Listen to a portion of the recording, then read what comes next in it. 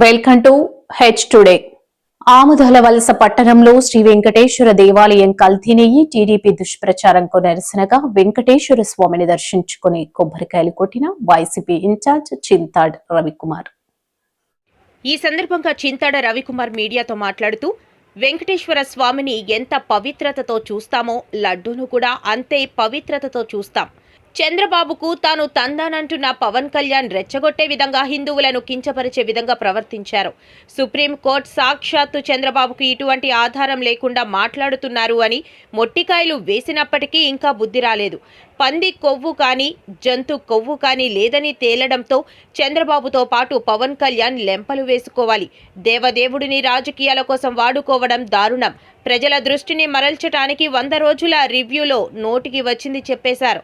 సనాతన ధర్మాన్ని పవన్ కళ్యాణ్ కాపాడతాడా? సనాతన ధర్మాన్ని కాపాడిన వారైతే ప్రజలకు క్షమాపణ చెప్పాలి. హిందువుల మనోభావాలను దెబ్బతీసిన ఆంధ్రప్రదేశ్ ప్రభుత్వానికి మంచి బుద్ధి రావాలని వెంకటేశ్వర స్వామిని కోరుకోవడం జరిగింది. తిరుపతి లడ్డూలో జంతు కొవ్వు కలిసిందని తప్పుడు ప్రచారం చేశారు. టీడీపీకో జనసేనకో బీజేపీకి సంబంధించింది కాదు. దాదాపు 100 కోట్ల మంది భారతదేశంలో ఉన్నటువంటి హిందువుల మనోభావాలకు సంబంధించినటువంటి అంశం ఇది. ఆ మనోభావాలను దెబ్బతీస్తూ సాక్షాత్తు ముఖ్యమంత్రిగా ఉన్నటువంటి చంద్రబాబు నాయుడు గారే సెప్టెంబర్ 18, 2024న తిరుపతి లడ్డూలో పంది కొవ్వు యానిమల్ ఫ్యాట్స్ కలిసే అని చెప్పేసి చెప్పడం జరిగింది.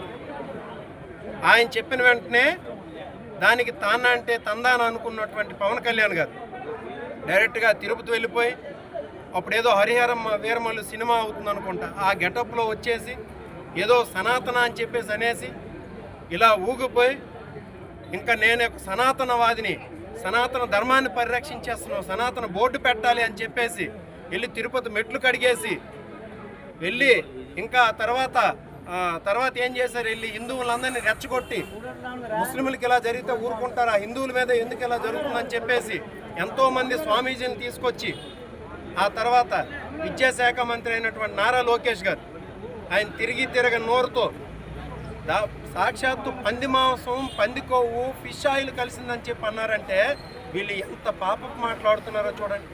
పంది మాంసం కలుపుతారా అండి? పంది కొవ్వు కలుపుతారా?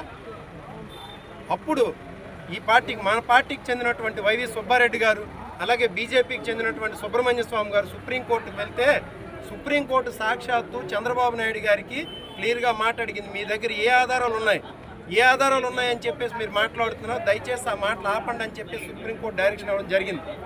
అప్పుడు సుప్రీంకోర్టు ఆదేశాలతో సిబిఐ ద్వారా ఒక కమిటీ వేశారు, సిట్. ఆ సిట్ కమిటీ వేసి ఆ కమిటీ నివేదిక అనేది మొన్న రావడం జరిగింది. అంటే కమిటీ నివేదిక అంటే ఆ సిట్ ఏర్పాటు చేసినటువంటి కమిటీ మొన్న సుప్రీంకోర్టులో ఛార్జ్ షీట్ దాఖలు చేయడం జరిగింది. దానిలో క్లియర్గా 600 పేజీల నివేదికలో ఎటువంటి జంతు అవశేషాలు కానీ, పంది కొవ్వు కానీ, లేకపోతే ఫిష్ ఆయిల్ కానీ ఏవీ లేవు అని చెప్పేసి క్లియర్గా ఒక మాట చెప్పడం జరిగింది. ఇప్పుడు చెప్పండి, ఆ రోజు అన్నటువంటి చంద్రబాబు నాయుడు గారు, ఆ రోజు అన్నటువంటి పవన్ కళ్యాణ్ గారు కానీ, నారా లోకేష్ గారు కానీ ఈరోజు అవే మాటలు మళ్ళీ అనగలరా? చంద్రబాబు నాయుడు గారు బయటకు వచ్చి మళ్ళీ యానిమల్ ఫ్యాట్స్ ఉన్నాయని చెప్పేసి అనగలరా? లేదు పవన్ కళ్యాణ్ గారు వచ్చేసి మళ్ళీ పంది కొవ్వు కానీ, ఫిష్ ఆయిల్ కానీ ఉన్నదని చెప్పేసి అనగలరా? అనలేకపోతే మీరు దేవుడి దగ్గరికి వెళ్ళి లెంపలు వేసుకొని క్షమాపణ చెప్పండి. ఎందుకనంటే టీటీడీలో జరిగేదంతా ఒక ప్రాసెస్ ప్రకారం జరుగుతుంది. అది మీరు ప్రభుత్వంలో ఉన్నా, ఇంకొకరి ప్రభుత్వంలో ఉన్నా, జగన్మోహన్ రెడ్డి గారు ముఖ్యమంత్రిగా ఉన్నా, అది ఒక 3 స్టేజ్లను దాటి ఆ రోజు ఏం జరిగింది, జూలై 2024లో మీరు ఒక 8 ట్యాంకులు హర్ష డైరీ నుండి వస్తే 8 ట్యాంకుల్లో 4 ట్యాంకుల్లోనే ఏంటంటే ఏదో కెమికల్స్ తేడా ఉన్నాయని చెప్పేసి రిపోర్ట్ ఒకటి ఇవ్వడం జరిగింది. మిగతా 4 ట్యాంకులు సేమ్ డైరీ నుండి వచ్చిన 4 ట్యాంకులు లోపలికి వెళ్ళాయి. ఆ 4 ట్యాంకులు రిజెక్ట్ చేశారు. ఈ రిజెక్షన్ అనేది, యాక్సెప్ట్ చేయడం అనేది ప్రతి గవర్నమెంట్లోనూ జరిగేదే. జగన్మోహన్ రెడ్డి గారి గవర్నమెంట్లో 18 ట్యాంకులు ఇలా రిజెక్ట్ చేశారు. మీకు 2014-19 మధ్యలో మీ హయాంలోనూ కూడా 14 ట్యాంకులు రిజెక్ట్ చేశారు. సో ఇది ఒక ప్రాసెస్ ప్రకారం జరిగేది.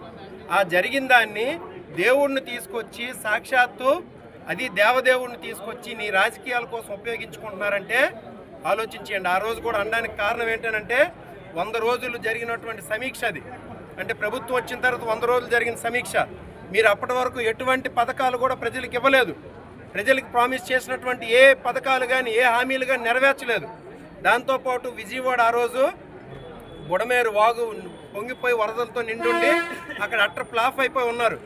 ప్రజల దృష్టిని మరల్చాలనే ఒక ఆలోచనతో దాదాపు మొత్తం దగ్గర మొత్తం ఏవైతే మీరు హామీలు ఇచ్చారో అవన్నీ ఫెయిల్ అయిపోయి దేవదేవుడి మీదే డైరెక్ట్గా తీసుకొచ్చి రాజకీయాలు చేశారంటే అంతకన్నా నీచం మరొకటి లేదు అని చెప్పేసి తెలియజేసుకుంటూ, ఇంకా సనాతన ధర్మం గురించి మాట్లాడుతున్నారు. సనాతన ధర్మం పవన్ కళ్యాణ్ గారు, చంద్రబాబు నాయుడు గారు ఏదంటే ఇది అనేటివే కానీ సనాతన ధర్మం గురించి మీరు మాట్లాడాలా? సినిమా యాక్టర్లు వచ్చే సనాతన ధర్మాన్ని కాపాడేస్తారా? సనాతన ధర్మం మన భారతదేశాన్ని స్వాతంత్రం రాకముందు 300 సంవత్సరాలు బ్రిటిషర్స్ పరిపాలించారంటే క్రిస్టియన్లు. అప్పుడే సనాతన ధర్మం పోలేదు. అంతకుముందు మరొక 3 సంవత్సరాలు ముస్లింలు అంటే మొఘళ్ళు కానీ లేకపోతే ఢిల్లీ సుల్తాన్లు కానీ పరిపాలించేటప్పుడు అప్పుడు పోలేదు. అంటే మన ఈ 70 సంవత్సరాలకు ముందు భారతదేశానికి స్వాతంత్రం రాకముందు 600 సంవత్సరాలు ఈ దేశాన్ని క్రిస్టియన్లు ముస్లింలు పరిపాలించినప్పుడే మన సనాతన ధర్మం ఇలా నిల్చొని ఉంటే నువ్వు ఈరోజు సినిమా యాక్టర్ డ్రామాలు వేసుకొని సనాతన ధర్మాన్ని కాపాడేస్తావా? ఇలాంటి లేనిపోని మాటలు మానేసి ఈరోజు ప్రజలకి వచ్చి డైరెక్ట్గా క్షమాపణ చెప్పండి. లేకపోతే ఆ దేవదేవుడు మీకు ఎంత శిక్ష ఇయ్యాలో ప్రజల ద్వారా మీకు ఆ శిక్ష వేస్తాడు. మీకు దీనిలో ఎటువంటి ఇది కూడా లేదు. అందుకని చెప్పేసి ఈరోజు ఆమదాలవలస నియోజకవర్గంలో గల వెంకటేశ్వర స్వామి గుడి దగ్గరికి వచ్చి ఇప్పుడైనా ఈ పాపం చేసినటువంటి చంద్రబాబు నాయుడు గారికి, పవన్ కళ్యాణ్ గారికి, లోకేష్ గారికి, వాళ్ళకి తానా పాడినటువంటి పేపర్లకి, కూటమి నేతలకు అందరికీ మంచి బుద్ధి ప్రసాదించాలని చెప్పేసి ఈరోజు ఆమదాలవలసలో గల వెంకటేశ్వర స్వామి దేవాలయాన్ని మా క్యాడర్ అందరూ కలిపి ఒక మెసేజ్తో ఎంతమంది క్యాడర్ వచ్చి ఈరోజు ఈ కార్యక్రమాన్ని సక్సెస్ చేసి అందరూ కూడా దేవుణ్ణి కోరుకోవడం జరిగింది, దేవుణ్ణి ప్రార్థించడం జరిగింది. ఇప్పటికైనా బుద్ధి తెచ్చుకోకపోతే సరైన టైంలో దేవుడు మన ప్రజల ద్వారే వాళ్ళకు బుద్ధి చెప్తారని కూడా తెలియజేసుకుంటూ సెలవు. Thank you.